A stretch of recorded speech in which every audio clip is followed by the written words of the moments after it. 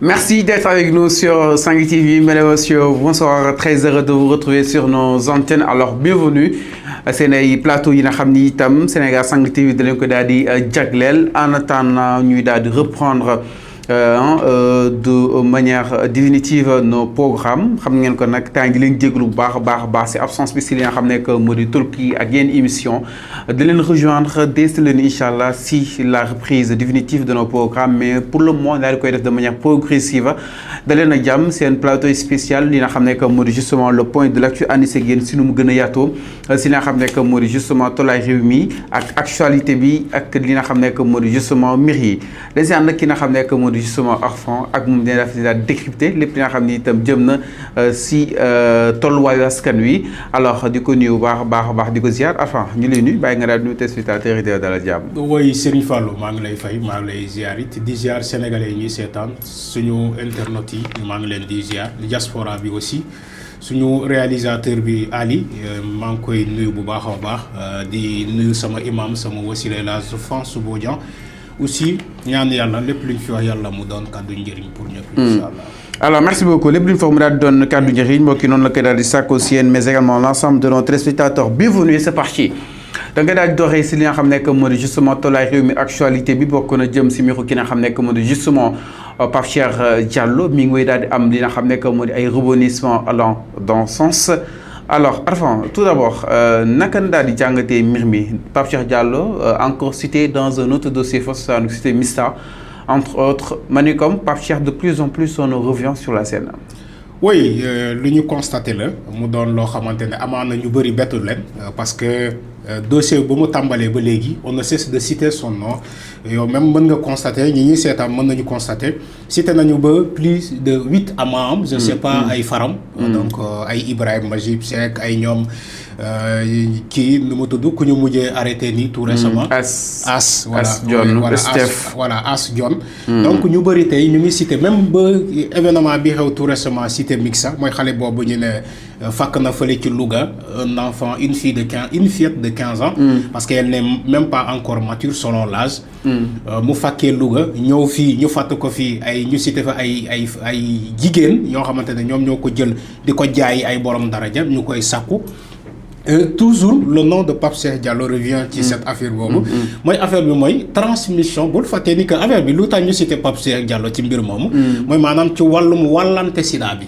wàllante sida bi dem na ba dugg biir cité Mixa donc foofu la ñuy cité tour Pape Cheikh Diallo parce que on sait que Pape Cheikh Diallo selon les révélations de l'enquête il est séropositif ñoom ñoo taxaw bëgg a wàll nit ñi de manière volontaire la maladie di sida tey bu ñu demee ba cité ci cité Mixa ñu cité xale boobu ni que doomu jàngoro bi tamit ñu dañ ko doon wasaare foofu donc ça suscite ça mérite aussi une interrogation ci sénégalais yi la population surtout man sama xel dafa dem directement ci waa cité Mixa fallu parce que waa cité Mixa quand même xam nga buñ lay comment dire tàmm dëmm ñu gis la ngay soccoo yeelu xale dañu ne waajaa ngi nii donc waa cité Mixa yàgg nañu singeeli cité boobu pour des questions de xamanaan de prostitution de je sais pas quoi tey ñii tudd que ni que loolu dem na ba xew fa donc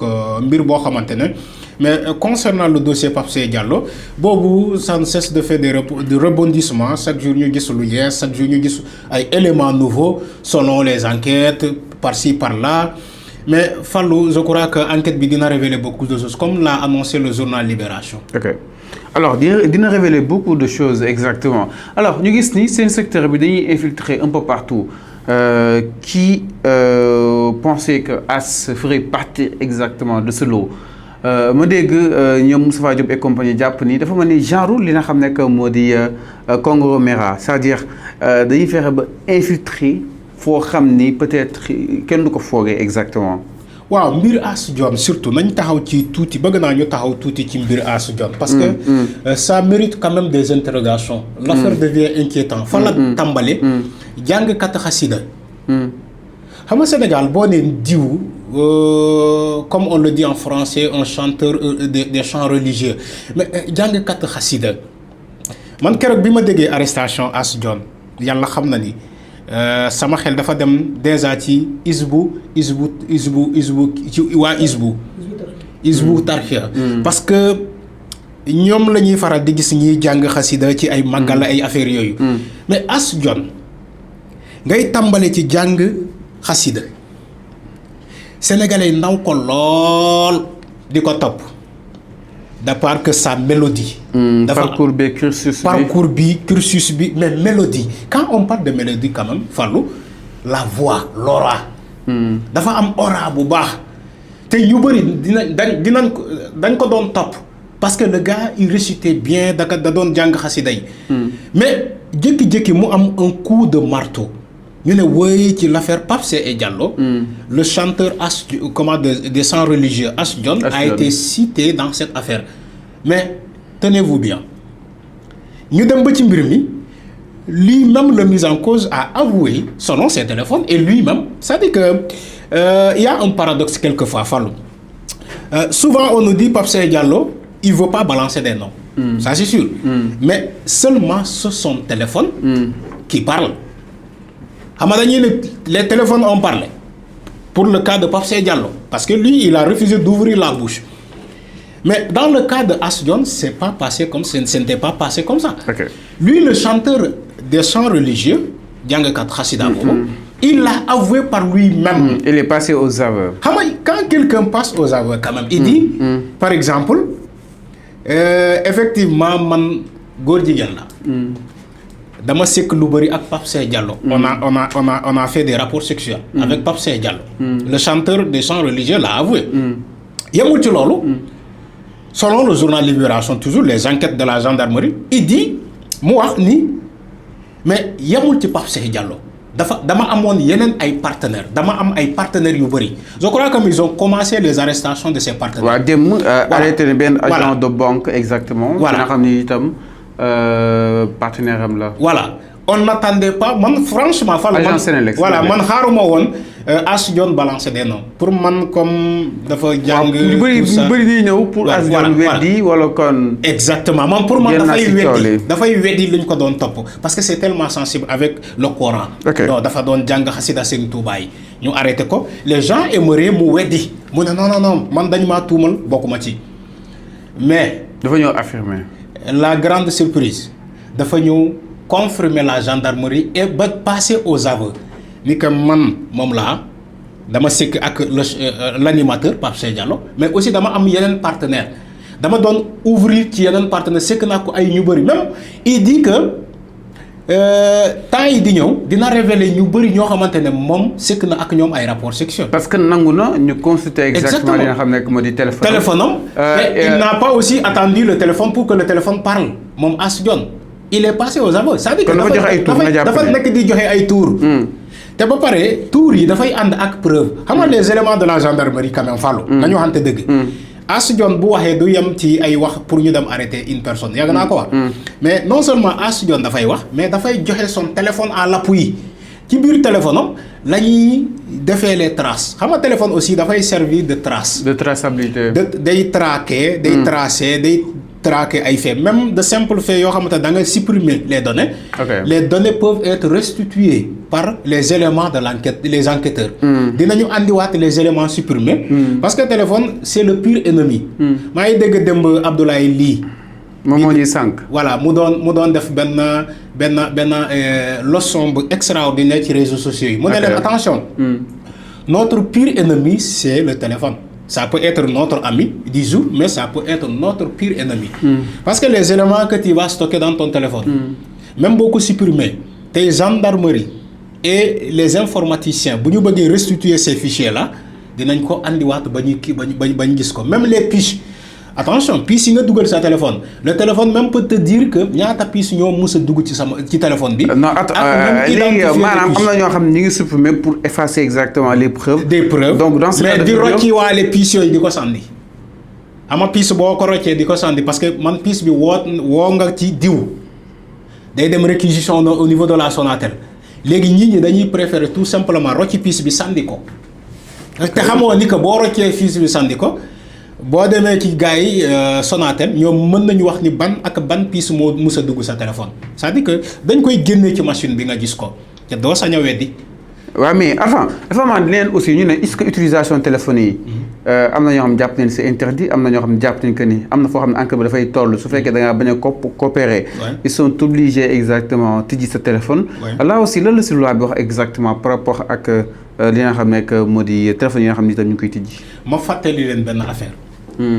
gendarmerie xëyul di dem di jàpp ay nit di jël seen téléphone di exploiter seen téléphone techniquement. déedéet gendarmerie dafa am ce qu'on appelle comment dirais-je délégation judiciaire.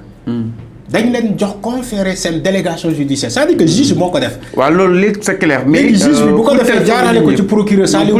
pour téléphoner exactement. loolu lay wax ni. l'exploitation systémique des téléphones. c'est-à-dire que ça a été mandaté par un juge. ok ci délégation judiciaire bu ñu am ñoom gendarmerie.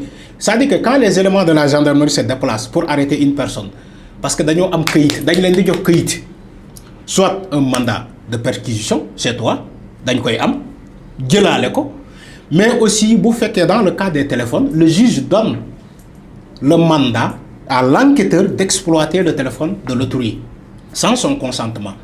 Tu n'as même pas besoin de ton avocat. mais ñoom dañ lay laaj ma xam ne utiliser sa téléphone. mais soo nee waaw.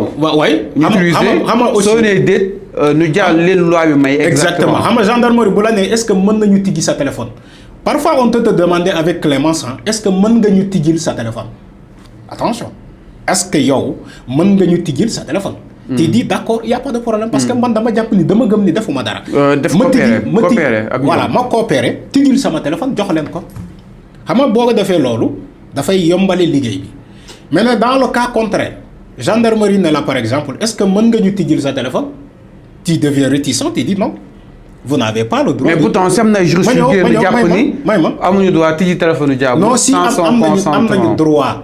nul n'est au-dessus des lois. ok voilà donc gendarmerie c'est une délégation judiciaire. c'est l'officier de police judiciaire. Quand on dit l'officier de police judiciaire. il a tous les commodités il a tous les prérogatives. attention c'est un État qui est représenté par la gendarmerie. te l'État moo gën a fort que le citoyen.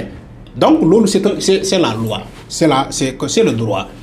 L'État est supérieur au citoyen. Le citoyen a le droit de se conformer par rapport aux lois de l'État ou bien de la nation. Quand la gendarmerie loi yi mooy nga coopérer. nga coopérer. Tu peux demander même ton avocat. Attendez que mon avocat arrive pour que je puisse ouvrir mon téléphone. On te dit d'accord, il n'y a pas de problème. Okay. On attend ton avocat, il arrive. Mais ce qui est sûr, tu dois ouvrir le téléphone. Faut que tu dises téléphone bi fallo. Là, nul ne peut rien. Sa avocat mënul taxaw nga mu ne gendarmerie téléphone bi bu leen ko laal mënul nekk. Parce que la gendarmerie a une délégation, c'est-à-dire que ay texte lañ ko jox yu blindé pour le dossier là bu leen sonal seen bopp.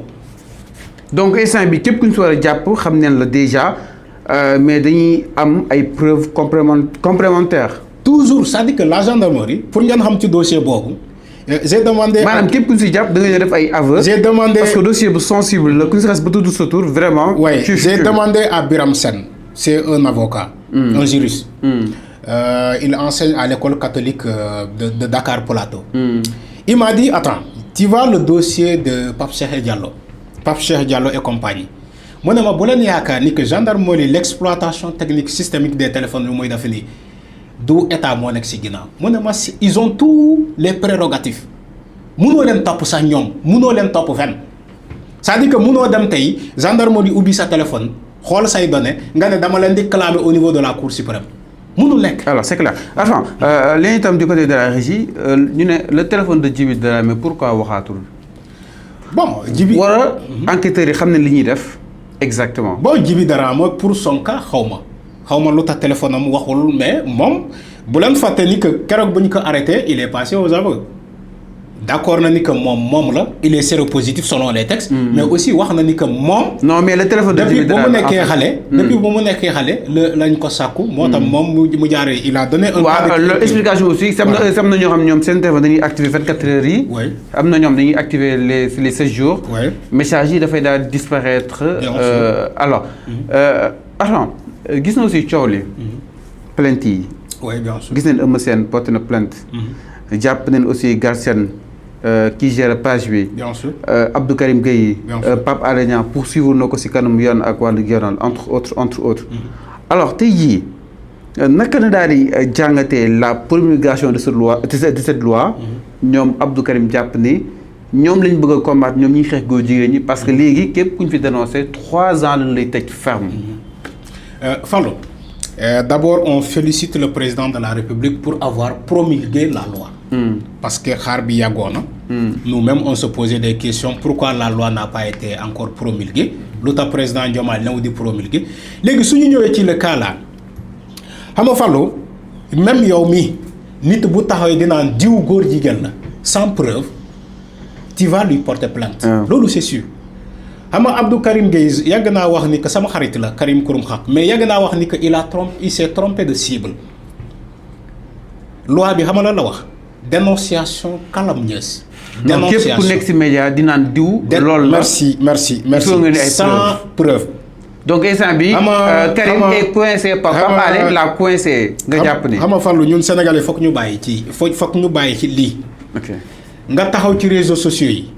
nga naan am na benn mbër bu mag bu ñu war a arrêté benn mbër bu mag bu ñu war a arrêté. ñu ne mbër bi déglu nañ ko. am na benn journaliste bu ñu war a arrêté bu nekk ci télé publique ak bu nekk ci télé privé xam nga gars yi nekk ci réseaux sociaux yi loolu la ñuy wax. dégg naa ñu ne desaan na tamit 11 journalistes à arrêté ma ñëw xam nga quand ñooñu xamuñu ne ba xam dossier boo xam ne ba tey mi ngi si yoon. xam nga ay nit bu ñuy taxaw ci réseaux sociaux yi di tuumal ay gor. di tuumal ay nit sans preuve man j'aimerais que c'est-à-dire que Fallou c'est pas ces gens-là qui sont dans les réseaux sociaux ñoom ñoo war a comment def procès bi en attendant non décliner la feuille de route de l'enquête déedéet yow boo xamee yóbbu ko comme Mame Matar Gueye l'a fait. donc la fekkee yow am nga liste parce que yow am nga liste yóbbu ko devant la police wala la gendarmerie ñoom kese la ñuy may prérogative pour traquer ces personnes-là. donc la brigade de Keur Massar xam na fi muy teg tànk xam na li muy def mais ces gens-là ne peuvent pas avoir des informations que la gendarmerie n'a pas dans ce dossier-là. waaw enfin cette plainte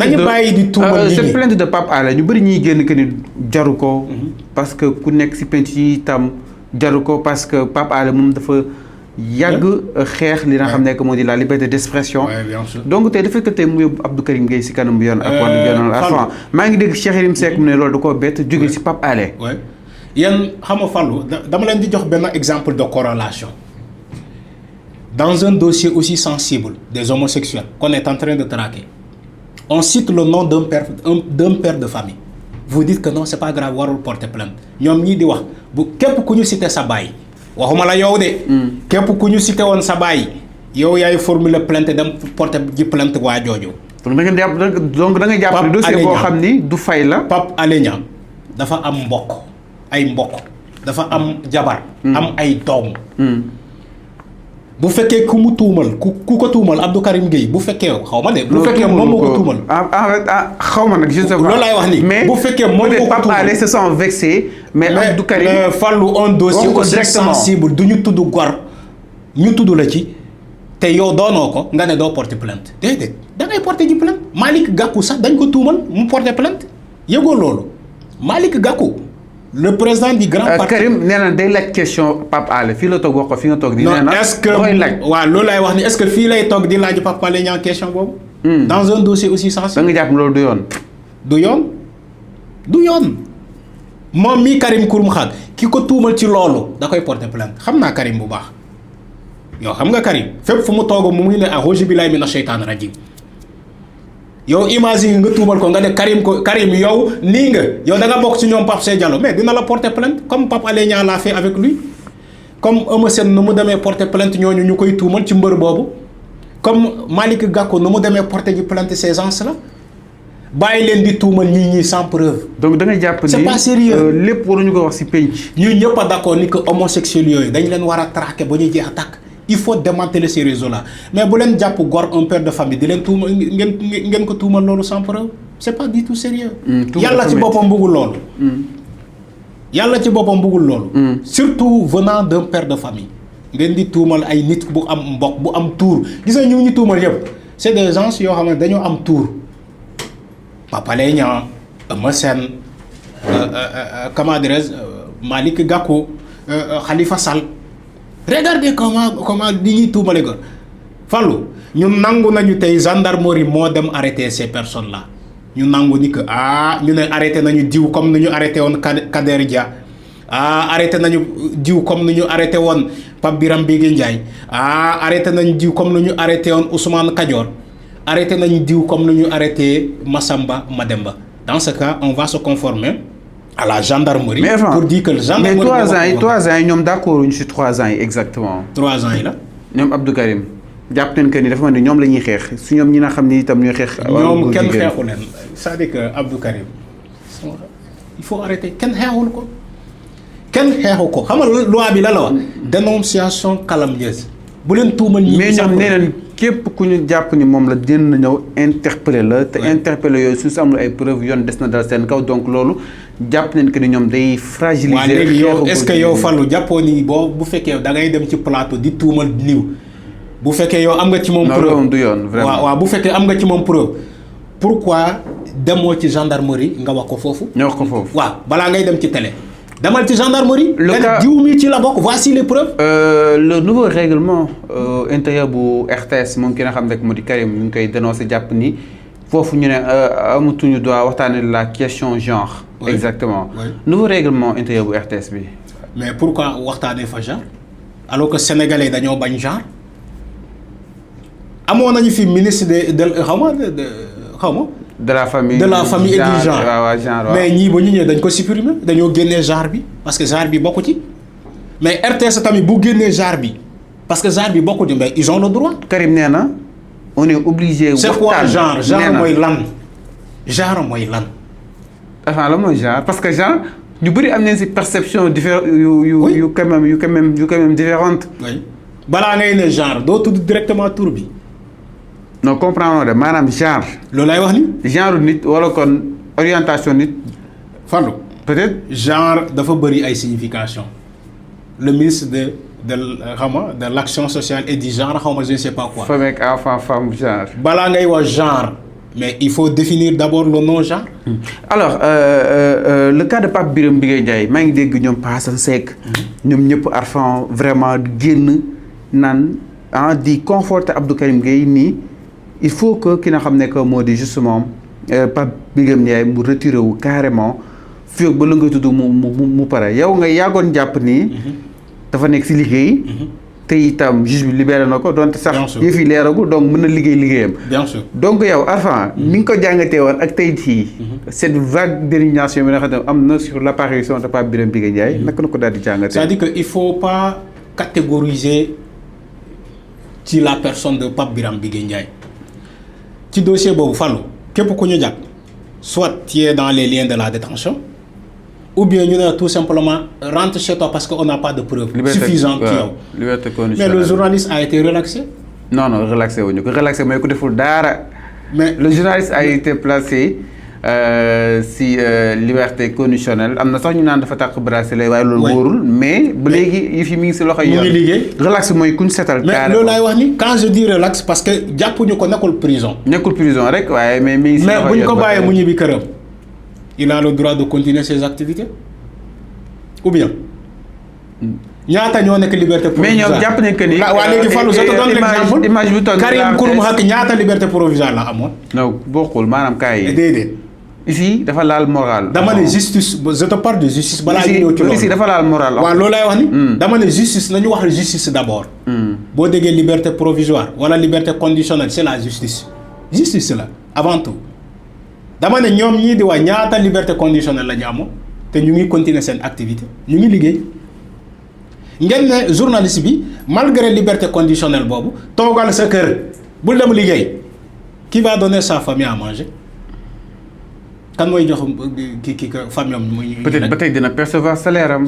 percevoir fale ku liggéeyul tu crois que RTS noonu lay doxee liggéeyoo ñu fay la toog muy dox Fallou yow benn entreprise defalu ko kenn.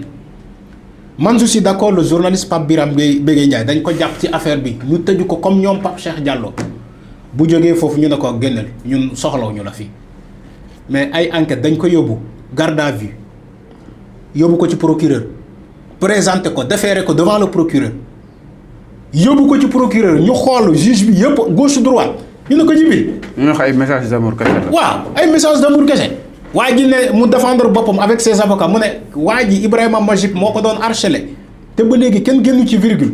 Et vous dites que waa ji le gars malgré il est sous liberté conditionnelle il est chez lui de ne pas aller travailler à la RTS non bàyyi leen caaxaan tamit. mais loolu ñu siy joxoñ baaxam Pape Alé Niang justement enfin ñoom dañuy tooñ Pape Alé donc. non dañuy tooñ Pape Alé Niang il n'est pour rien Pape Alé Niang a un employé là-bas la RTS c'est une télé publique Pape Alé Niang mënul dàq Pape Birame Bégué. mais normalement est-ce que Pape Alé. en tant que directeur mënu ko dàq. peut-être mën na ko mettre en mise en demeure. wala ñu toog en attendant ñu régler. Ces journalistes qui sont à la RTS c'est l'État un décret qui va les radier ils sont dans la fonction publique bàyyi leen di tuumal Pape Alé Niang da nga war a dàq Pape Birame Bégué mënu ko dàq État du Sénégal Diomaye président de la République Bassirou Diomaye Faye moo mën a dàq un journaliste qui est à la RTS un journaliste bu am CDI le directeur bu fa nekk mënu ko dàq de moo tax ma ne la ñoom Karim dañoo trompé di tuumal Pape Alé Niang noo dàqal diw parce que dañ ko cité ci. non pas dàq mais mu dem toog ñu ne bëgg. toog fan fi ba yëf yi leer. toog État du Sénégal moo koy bind. c'est pas le directeur qui l'a directeur xam nga lan la mën dugal la au frigo wala changer la ci beneen département muté la ci beneen département comme le journaliste là qui a été muté Radio Sénégal International. comment ça Thierno. dañ ko muté. Thierno dañ ko muté bu mu amee problème bi ci CAN bi ba ñuy defee seen grève bi dañ ko génnee RTS yóbbu ko ci Radio Sénégal International. donc moom dootu fee RTS. voilà directeur bi loolu la mën a def avec ses équipes muté la mais mënu laa radier État du Sénégal moo la mën a radier via le président de la République ces journalistes là c'est des fonctionnaires il faut ngeen xam loolu ñii taxaw dina am Pape Alé Niang dàkkal Pape Birame Bégué Niang mënu ko dàkk déedéet mënu ko ne toogal sa kër déedéet État moo koy notifier toogal sa kër ba affaire yi leer. alors enfin ñu ñëw si benn ponk sans plus tarder du côté de la régie ñu gis ni Ousmane Sonko. dafa ne benn communication sur ce dossier ginnaaw bu mu nee neen respecté li nga xam ne que moo di secret médical nit ñi. ñëw na que ni vraiment ñu ngi saoulé ak débat bi et que à la force qu'on en parle à la force aussi qu'on le banalise parce que rien ne choque plus personne. dara choqueetul dara. yaa ngi fàttaliku Covid 19 bi et que lu muy gën a jàll muy gën a doon lu normal. yaa ngi fàttaliku Covid 19 commencement bi nu mu graay woon waaye léegi ku sëgg sax ñu ne da ngaa Covid. léegi kenn ragalatul Covid. kese demal nga faj ji mais il parle de ce même contexte. xam nga Covid 19 bi ba mu tàmbalee. mais Sénégal pendant 3 mois Sénégalais dañoo tiitoon ci cas yi am na cas contact cas communautaire gars yi tiit toog seen kër tàkkal sa max gars yi sa boo ko jegee mu ne boo ko joxee yam mu daw. boo déggee gars yi ñëw pour. ñoo seen ay gel ak seen ay. merci saa boo gisee équipe bu weex boobu mel ni ay malayka ñëw ci koñ pour jël nit ku feebar waa koñ bi yëpp a ne salaw di daw koñ boobu sax kenn du fa dem. tey ñooy bay faal. mais léegi xoolal léegi Covid 19 bi dañoo dem ba banaliser ko à force de communiquer di dund ak ñoom mais l'affaire des homosexuels. Sonko nee na léegi c'est devenu. l'affaire des homosexuels en fait c'est devenu banal mais début bi ba ñu arrêté Pape Seye Diallo. mais ça a choqué. mais sénégalais ñu bëri tëdd nañu gëdd yi mënuñu nelaw ba boor sët mënuñu nelaw. ba si kaawu ñoom Magic beeg. ñëpp mënuñu nelaw. ñoom mais xoolal léegi da ngay toog ñu ne la arrêté nañu 5 Thiès arrêté nañu 5 Mbour arrêté nañu 5 Louga wala arrêté nañu 5 Saint-Louis. dem arrêté nañu 2 Médina. léegi c'est devenu banal dem nañu ba ñu miin ak moom sax ñu ne góor jigéen la arrêté nañu ko ci affaire. mais à qui la faute c'est la presse. ou bien à qui la faute en tout cas. cette communication. mais la presse en a tellement parlé. et les Sénégalais aussi. ñu topp riiru bi ma riirandoo bi ñu dem ci. alors que la gendarmerie ne fait aucune communication day ñëw jàpp yóbbu léegi presse bi yegg ay ca presse bi nekk ci gars yi nekk ci plateau yi di wax ñi nekk ci réseaux sociaux yi jël encore flambeau bi diw ci la bokk ba après c'est devenu banal. imaginez. mais est-ce que nekkoon l'agenda caché. imaginez ñi li ñuy wax a wax. mais est-ce que nekkoon l'agenda caché sur lobby exactement. imaginez ñi li ñuy wax a wax. taxul affaire bi wàññeeku. te taxul ba tey ñi ngi jàpp ay nit. loolu lay wax nit mi ngi piégé nit. ñi ñaa ngi ñoom homosexuels yi ñu ngi organiser seen soirée partout. malgré loi bi. malgré les arrestations ñoom ñu ngi organiser seen manifestation yi ñoom homosexuels ci appartement yi ci kër yi ba ñu dem même fekk leen en plein débat. si rendez-vous yi jàpp leen rendez-vous yëpp ñu jàpp leen. c'est comme si ñoom ils se soucient de rien xam nga Pape Cheikh Diallo Pape Cheikh Sylla. Pape Cheikh Sylla voilà Pape Cheikh Sylla journaliste. dafay faral di wax benn baat. nee na gis nga yow ni nga tàmmee def lu baax def kat ñaawte fii moom tamit loolu la tàmmee def lu bon dafa dem ba jàpp ni que lu bon loolu lu mu def lu baax la ci moom te munoo ko génne parce que moom loolu mooy son gagne-pain. donc loolu malgré xupp beeg entre autres. dérangé wu leen. mënul tax parce que ñoom ils ont décidé. d'être comme ça. di jaar ci yoon boobu dañoo décidé jaar ci yoon boobu mënoo wax ba ñoom ñu génne ci yoon mën nga leen jàpp yóbbu leen kaso mais mënul tax ñoom ñu jógee ci yoon boobu parce que ils ont choisi déjà leur camp dañoo choisi dañoo choisi nekk ay homosexuels da nga leen di arrêter traquer leen jàpp leen yóbbu leen ñoom ñëpp kaso mais taxul fléau boobu. day continuer c'est comme si la prostitution. xale yi ngay fekk ñiy jaay. mais ici on parle aussi de la ramasser tey jëpp mais on parle aussi de la prostitution masculine exactement. mais bien sûr quand Kader Dia me dit que dañ ma doon fay. Kader Dia voilà léegi il est temps ñu taxaw nag seetlu si xaalis bi. waaw Kader Dia nee na dañ ma doon fay. bay sëkk ak ñoom parce que ñu ne man damaa mën ci lal. comment un gars un homme peut dire que way ay góor dañ ko doon fay pour moom mu tëdd. alors Arfan léegi ñu taxaw léegi si flux financier bi exactement xaalis bi Pape Cheikh Diallo moo doon fay. tout le temps te la mu doon fay lépp xam naa ni sa yaram. may ko sûrement. non Fallou xamal loolu dossier boobu bu ñu fa duggee. léegi du ñu am preuve. léegi non en fait xam mu continuer. J'ai pas dit que fii la jëlee xaalis mais yoon. da see dugal blanchiment de capitaux. bien sûr parce que gis ne mu créé logoom. di jaayee ay lunettes ay 1 million. bien sûr ba ndax sax ñu ne lunettes yi kan moo koy jënd entre autres. 1 million alors donc loolu lépp su nga ko boolee. blanchiment de capitaux bi di gën a am dina xam ne que moo di justement sa raison d'être plus étudiants yi ñu jàpp entre autres jàpp ni seen ay intervention était monnayée par Pape Cheikh. xam nga li nga wax nii droit wala yoon dafa am nu mu ko tuddee. création de société écran. xam nga boo créer une société écran di def ay blanchiment de capitaux ñi yaakaar ni que marque bu mu créé noonu wala chaîne bu mu créé moom moo généré. ses revenus alors que déedéet tout simplement daf ko créer parce que mécanisme bu ñuy jaarale xaalis pour setal xaalis bu setul. pour lewal xaalis bu lewul. loolu la ñuy ne blanchiment de capitaux. ça peut être gis nga ñoom ñëpp ñu ñuy toppee ñu ngi leen di topp association de malfaiteurs mais aussi blanchiment de capitaux mais trafic de drogue. xam nga mbir mi aussi parfois nga gis drogue feeñ na ci yow xam nga ni drogue feeñ na ci. même Asou Dione nee na dama doon jëfandikoo drogue pour ma mën a nekk ma am. kattan performance Pape Cheikh Diallo performance la bëgg. exactement. Pape Cheikh donc mbiru drogue feeñ na ci. mais mbiru aussi blanchiment de capitaux feeñ na ci. mais aussi trafic d'influence aussi bokk na ci parce que boo demee di influencer ay xale di leen comme étudiants yi ngay wax ni loolu mooy trafic d'influence nga fay leen parce que étudiants yi seen loxo yi jotul seen ginnaaw dañuy soxla ay ticket.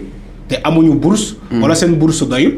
yow nga ñëw nga leen di ger voilà di def trafic d'influence ñoo ne la mën naa la jox xaalis chaque mois mais ngay sëkk ak moom voilà lii laa bëgg ci yow. étudiant bi respecté bëgg aussi loolu parce que xaalis lay topp donc mécanisme yooyu yëpp feeñ nañu ci dossier boobu. moo tax dossier boobu c'est un dossier qui risque de tirer très longtemps parce que dafay gudd dafay yàgg. ñi taxaw di xaar procès léegi man gëwuma ko procès mën naa am mais du léegi. non mais maanaam suñu boucler exactement. li nga xam ne mais duñ ko boucler malheureusement Fallou. mais dinañ ko boucler moom. déedéet du léegi. waaw du léegi mais. voilà loolu mooy problème dinañ ko boucler. moo tax ma ne la mën na jël at. mën na romb sax 2026 bi. non maanaam instant bi attends peut-être je pense que fii quelque temps. ba déedéet du quelque temps yow yaa wax déedéet mënul nekk dina quand même cerner réseau bi déedéet parce que instant bi ñu ngi cerner pas mal maanaam ñu ngi cerner bu baax a baax vraiment. Fallou gis nga enquête loo foog ci enquête bi romb na ko les éléments de l'enquête les accessoires de l'enquête les révélations mais mënuñu toog pendant ay at ñuy waxtaanee ci même sujet bi en fait. mais Fallou Ousmane Sonko mu koy préciser. dama ne éviter li nga xam ne que moo di trop en parler. parce que quand Ousmane Sonko parle ça devient exactement une banalité. c'est pour les réseaux sociaux mais c'est pas pour la gendarmerie. non j'ai pas dit pour la gendarmerie. voilà c'est ce que j'ai dit. maanaam gendarmerie tant que pareegul ñun duñ pare. loolu laay wax là gendarmerie pareegul. waaw comme loolu laa lay wax nii. waaw donc ñun moom. voilà quand il parle d'éviter de parler. c'est-à-dire que ñi nekk ci réseaux sociaux yi. ñoom dañuy wax sax boo wax lu ñuy maîtriser wul. alors Sonko waxoon na ko par rapport ak test yi léegi test yi dafa ñëwaat. jëlaat nañ ko léegi avant jëlaat nañ dévoiler test jàmbur yi. à un moment donné da nga ko arrêté woon. voilà léegi affaire bi commencé waat nañ dévoiler test yi. loolu laay wax nii ma ne xam nga Ousmane Sonko buy wax loolu c'est pour les gens yi nekk di alimenter le débat au niveau des réseaux sociaux il parle pas pour la gendarmerie parce que la gendarmerie ne va pas donner ces secrets là gendarmerie moom mu ngi ci enquête am di jàpp di yóbbu di jàpp di yóbbu gendarmerie déggoo ko fenn mu def communiquer. alors mais li aussi mooy lesbianisme dugg na aussi si mooy mbiru Mame Dior l'actrice de BTBT elle a été arrêtée ses téléphones exploités et ñu tombé si ay vidéos ak ay messages yoo xam ni dinañ aussi brut wala comme dinañ dagg chaîne boobu noonu jëm si li nga xam ne que moo di ces réseaux de lesbianisme jigéen ñi aussi jël nañ seen wàll. xam nga boo nee LGBTQ. dafa ëmb lépp. dafa ëmb lépp. LGBT L bi ça signifie lesbienne boobu benn ci loi bi lan la ñu wax l'article 319 lan la wax acte contre nature. deux femmes ñaari jigéen ñuy sëkk loolu acte contre nature la. comme ñaari homme rek. c'est la même chose. moo tax ces deux catégories ñoom ils vont de pair foo fekk les lesbiennes ils sont avec les homosexuels ñoom ñooy ànd d'après les révélations même soirée yi ñuy organiser ñoom ñooy ànd ils sont tout le temps ensemble te ñoom les lesbiennes la xam nañu que ci acte contre nature loi boobu xam nañu que bu ñu amee ne serait-ce que une information ci les lesbiennes dañu leen di arrêter. mais ñoom ils ont été naïfs ou bien elles je ne sais pas. elles ont été naïfs pour ñoom gendarmerie ñu muy arrêté mooy les homosexuels tout ça mais ñoom ils se sont pas préparés ni que acte contre nature la ñu wax. waxuñu ko góor jigéen kese. acte contre voilà. daa ëpp ci góor yi rek mais acte contre nature la ñu wax. moo tax moom l'actrice là bañ ko arrêté ci vol la départ. vol ñu ne dafa sàcc 500000. ba mu demee Maroc ci Coupe d'Afrique bi. mais quand la gendarmerie a exploité son téléphone ci la ñuy gis ni que dekke mbir mi romb na sàcc dekke femme bi dafay pratiquer ces mécanismes là d'acte contre nature. mais moom tamit. comme toujours ba ñu ko laajee. départ bi dafa xawoon réticente. mais ba mu demee ba ci biir. elle a craqué comme Kader Dia mu commencé di wax nee na am naa jël 2024 xaw ma 2025 mais kooku dañoo bàyyante. moo nekkoon gel bi ne ko après sa mariage wala avant sa mariage mu ne avant sama mariage amoon naa jël. moo nekkoon gel bi moo nekkoon far bi. voilà moo nekkoon ku góor gi. voilà donc moom. léegi da ngay am sa jabar moom Bigué Diop. yow sa jabar nekk faru keneen. moom Bigué Diop. yàlla baax na tuuram dëgg loolu la Bigué Diop. jii ñi maam Dior lañ ko xamee. mais turam dëgg Bigué Diop la. moom Bigué Diop loolu la avoué devant les enquêteurs. enquêteurs yi xool nañu téléphone am mais gis nañu fa ay mbir yu yéeme mooy c'est-à-dire que su ma nee ay mbir yu yéeme c'est des preuves te moom preuve yooyu. néew ci benn. dafa d'accord ni que moom moo ko def. alors c'est clair mi ngi noonu exactement par rapport ak li nga xam ne que moo di justement taxaw seetlu bi jëm si boobu de li nga xam ne que moo di justement dossier. ñu daal di ñëw si beneen ponk sans plus tarder du côté de la régie daal di ñëw si li nga xam ne que moo di 4 avril bi suba incha allah ñi xaar avant le discours du président de la République le président Bassirou Diomaye Diakhar Faye dina wax ak askan wi exactement alors soo ko doon yàpp lan nga yebee le président Bassirou. oui mu wax ci jafe-jafe askan wi parce que la population attend quand même des réponses ci dund gi. mais aussi ci des dossiers phares. je crois le président foog mu ñëwaat ci loolu la reddition des comptes bu mu tàmbalee fan la egg et fan la toll. je crois que sénégalais yi bëgg nañu xam loolu. mais aussi des dossiers de Azer gis nañu Jean-Michel Sène. dem ba def na point de presse ñëwaat ci dossier Azer bi. mais aussi ñu ngi xaar ci ñoom le bilan à mi-mandat. Mi-mandat bi mooy maanaam les chantiers qui sont en cours ak lan la ñu projeté def dans l'avenir avec le projet PASTEF. Donc il faut que mu revenir ci loolu mais aussi ñëwaat ci le choix de la ville de Thiès de déployer donc l'organisation du 4 avril. ñu ngi koy xaar en tout cas d'abord ci ay dossiers yu majeurs Fallou. ci ay dossiers yu majeurs voilà parce que aussi même ci la dette supposé la dette bu ñuy wax ni que way Financial Times génne woon nañu fii di naan dette cachée ak leneen ñu voilà des dossiers phares yoo xamante ne. ñu ngi koy xaar ci pour mu répondre donc et aussi les ressources naturelles. Les ressources naturelles selon la loi appartiennent au peuple ñu ngi koy xaar parce que tout récemment des révélations de beaucoup de gens di que way les phosphates les mines de la Falémé donc selon le journaliste Madiambal Diagne génn na fii wax fii ay yeneen rescouches tout ça ñu ngi xaar président de la République pour mu répondre à ces choses-là donc des révélations yoo xamante ne peut-être presse bi joxe woon na ko. mu nekk ci bopp sénégalais yi toog di poser ay questions amaana aussi du ñàkk donc politiquement sa position par rapport donc aux élections à venir calmer l'attention donc calmer aussi les ardeurs. Et aussi ñu ngi koy xaar aussi ci la candidature de Macky Sall au niveau des Nations Unies. Alors est-ce que c'est quoi la position du Sénégal voilà donc par-ci par-là. Alors attends synchronisation bi noo ko jàngatee exactement.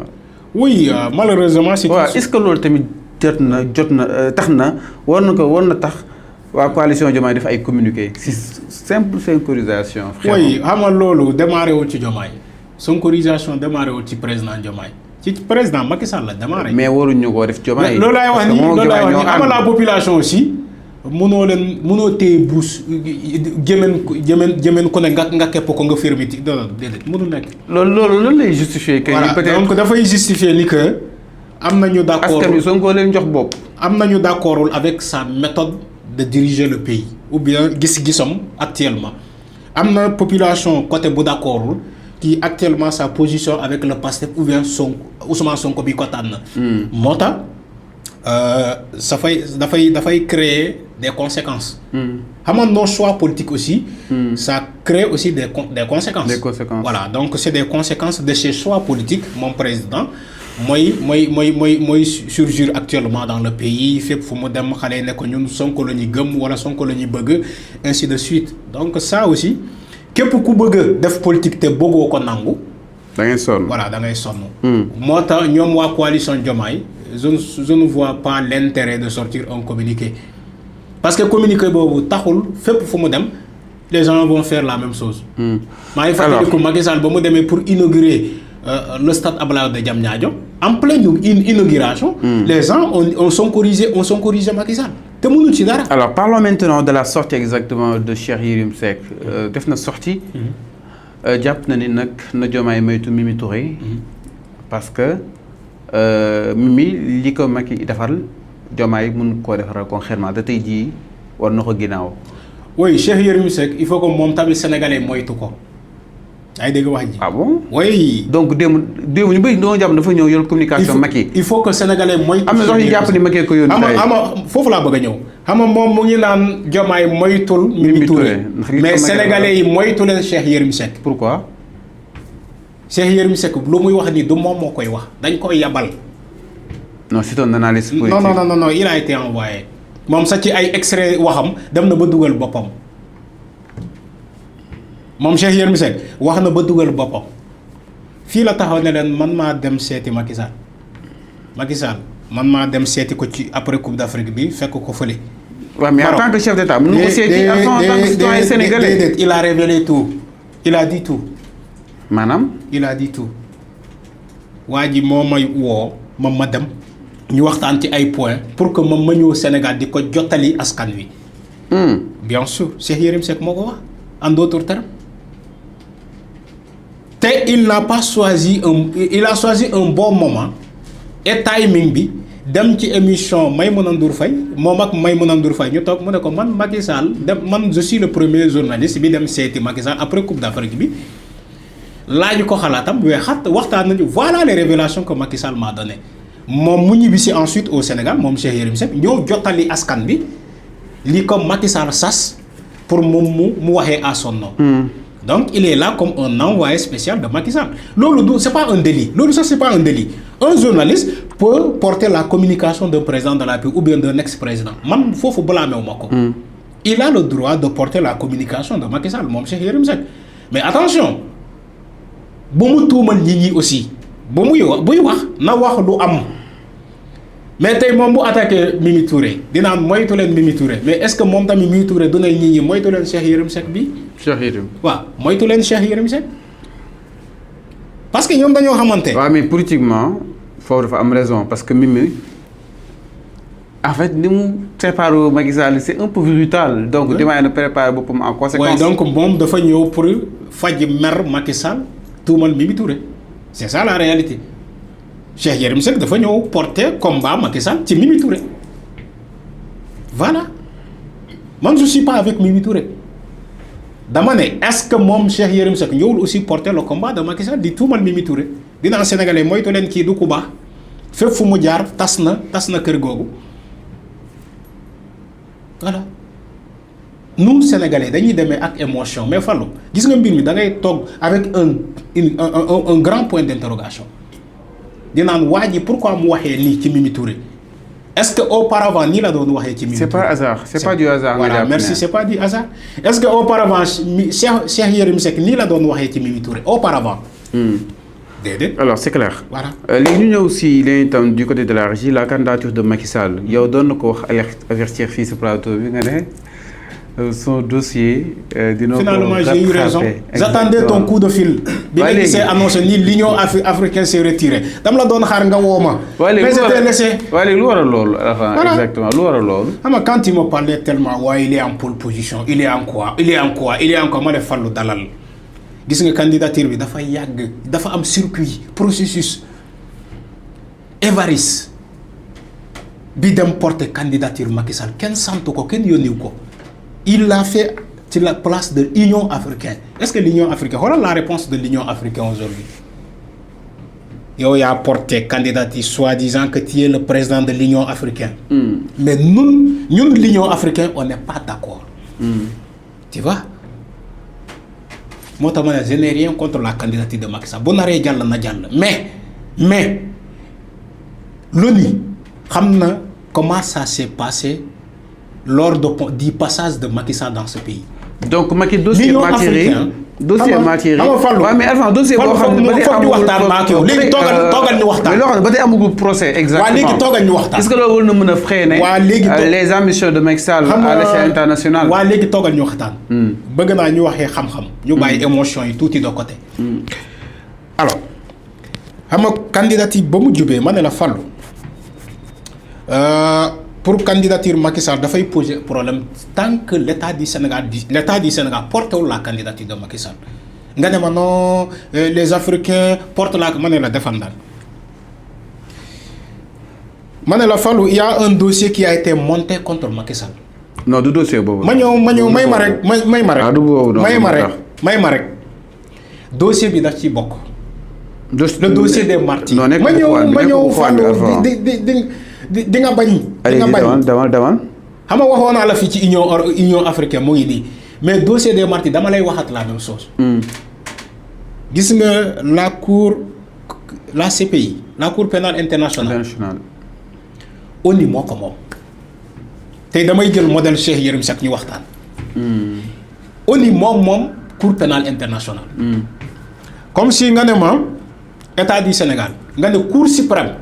fan la bokk ñu ne la ci état du Sénégal cour pénale internationale noonu la bokkee ci ONU ma ne la malchance que Macky Sall a dafa am un groupe de journalistes ou bien d'avocats bi ko jiitu au niveau des Nations Unies yóbbu fa un dossier boo demee ci la barre de recherche boo tapé Macky Sall au niveau des Nations Unies foofu ça ne donne pas une image bu weex comme l'a dit Seydou Gueye. Après dinaa ñëw ci Seydou Gueye. Ça donne une gestion entassée d'erreurs de Macky Sall. Dossier martyr yi bokk na ci. Son passage durant les 12 ans dans ce pays bokk na ci. La dette cachée bokk na ci.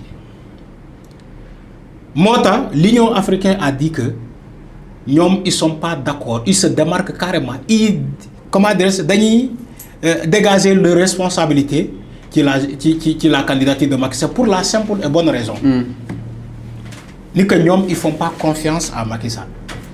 On les a posé la question. Pourquoi? Ils ont récité un proverbe de Jean de La Fontaine. Dans les fables. Qui disait? Si le lion n'était pas reconnu comme étant le roi de la savane par ses propres pairs, les animaux, c'est pas aux personnes de dire que le lion est le roi de la savane. Si Macky Sall n'est pas reconnu au Sénégal pour sa candidature, vous croyez que le Burundi, le président Evaristo du Burundi, peut reconnaître ni que Macky Sall, voilà, il est clean, il n'a rien fait, il doit être candidat. Donc, laax lekk balaa ngay laax jaay. Merci. Et l'Union africaine respecte beaucoup le Sénégal. Sénégal dafa am marque bu baax ci l'Afrique de l'Ouest. Boo génnee Côte d'Ivoire Sénégal la fan nit ñi xam-xam la ñuy waxtaanee ak nit ñi mais pas l'émotion moo tax ma ne la ñu génnee émotion bi tegee ko na le ñu waxtaan xam-xam.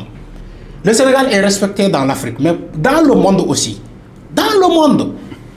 Cheikh Yérim Seck nee na lii day gàkkal deru Sénégal. Donald Trump solidarité entre autres. Donald Trump xam nga lan la wax ci Sénégal. Donald Trump. J'aime beaucoup ce pays-là. Si c'était à vendre, je vais l'acheter. Tu vois comment il a dit. ne ko day jaay. nee na dafa bëgg Sénégal. waaye nag nit ñi jaay ko ku nekk jël sa wàll. nee na dafa bëgg Sénégal tellement que bu fekkee Sénégal c'est à jaay à vendre. à vendre moom dina jënd Sénégal. waaw nañoo jaay ko ku nekk jox la wàllam nga dem. Tu sais pourquoi. La position du Sénégal. Géographiquement parlant. C'est buntu Afrique Sénégal la boobu mooy benn ñaareel bi économiquement parlant le Sénégal peut être un pays où il y a pas 7 milliards de dollars ci le PIB sénégalais. Ça peut être un pays en souffrance, un pays pauvre. Okay. Mais la marque du Sénégal marque bu baax la. moo tax le Sénégal fépp fu mu taxaw ci banque wala ci les structures financières dañ koy lebal xaalis. Parce que l'indice Sénégal financièrement moo baax moo tax ñu respecté ñu partout dans le monde. Léegi si on dit que à Macky Sall il veut être secrétaire des Nations Unies on demande d'abord l'affiliation on demande d'abord la garantie de son pays. La garantie xam nga audition yi kañ lay doon xam nga ko. Le 20 avril. Le 20 avril bii di ñëw. la ñuy candidat yi di défiler au niveau du conseil pour ñu auditionner la xool leen seen jaar-jaar moo tax ma ne tey leen tuuti def leen ndànk Macky Sall a échoué.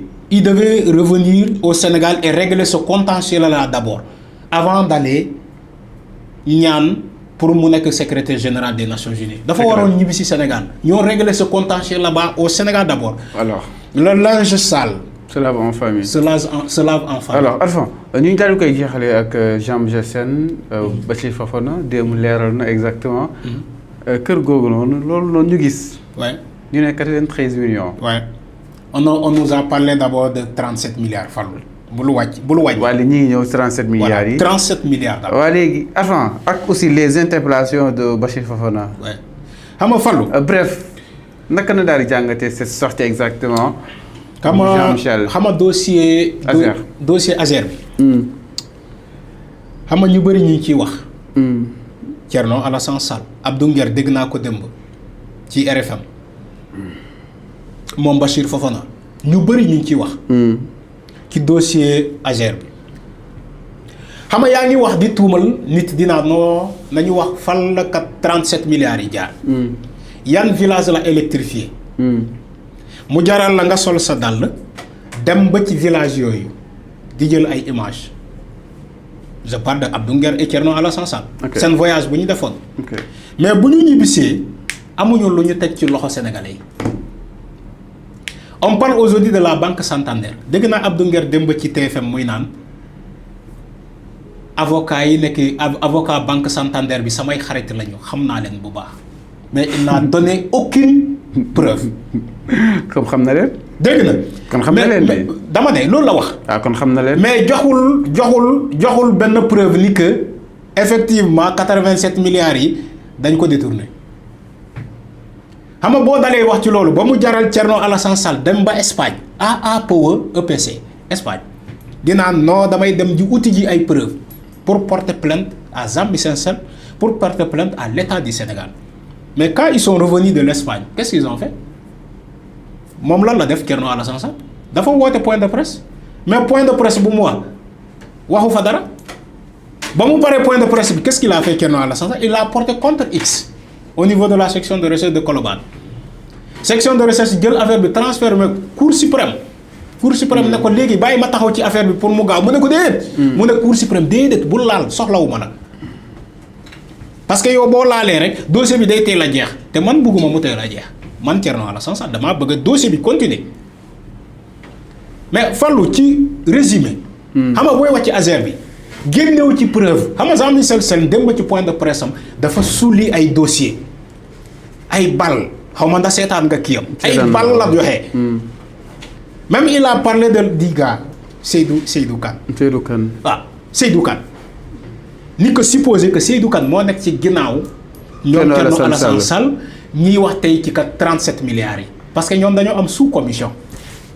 bien sûr. mais c'est des accusations quand même.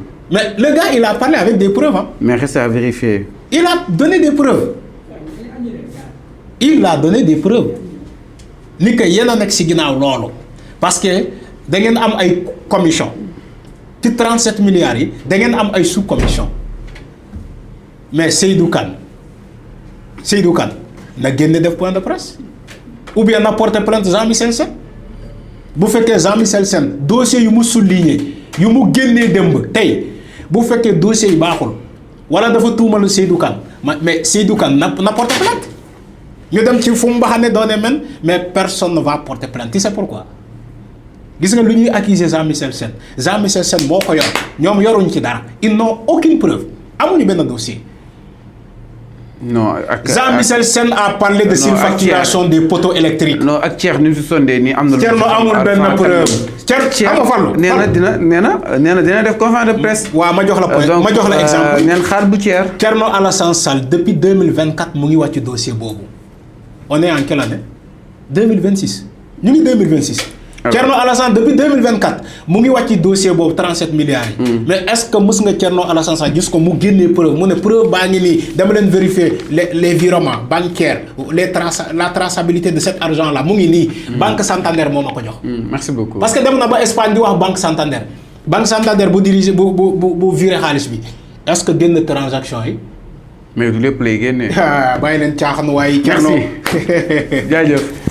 avant bàyyi nga lay tàggatoo ak. waaw di jaajëfal sénégalais yi ñuy doon seetaan. jaajëfal l'ensemble des équipes en régie. jaajëfal diaspora bi. jaajëfal suñu xarit yi suñu soppe yi. et aussi di ñaan yàlla. une excellente soirée fin de soirée à toutes et à tous. di leen aussi xaar ci yeneen numéro. incha allah ci fan yi di ñëw. di leen jox rendez-vous Thiès. waaw Thiès aussi ci 4 avril bi incha allah dinañ fa dem def plateau bu am solo avec Ali à la réalisation incha allah. Tata la ñuy yóbbu. baa ñu yóbbu Tata. waaw DG aussi waxal ak Thian aussi. wala comme non Ali jarul muy dem. non Ali day dem Ali lu mu réalisé wul amul. jaru ko bàyyi ko mu toog rek. DG jox ñu kar bi. bàyyi ko mu toog ñu bàyyi ko si ñetti ruq yi. merci beaucoup ñu lay jaajëf bu baax a baax encore une fois chers téléspectateurs voilà ça n'est tout pour aujourd'hui mu nekkoon seen émission dina xam ne que moo di justement le point de l'actu spécial plateau spécial par rapport ak li nga xam ne que moo di justement tolluwaay réew mi si nu mu gën a yaatoo merci beaucoup de nous avoir suivis merci aussi à l'ensemble exactement des équipes en technique Gaye Ali ñu lay jaajëf bu baax a baax encore une fois di leen jox rendez-vous chers téléspectateurs demain incha allah si édition spéciale fii si même plateau bi nga ànd ak ki nga xam ne que moo di Serigne ak Pape Cheikh Sylla pour daal leen analyser le discours du président Bassirou Diomaye Diakhar Faye juste après son adresse à la nation et nos programmes se poursuivent.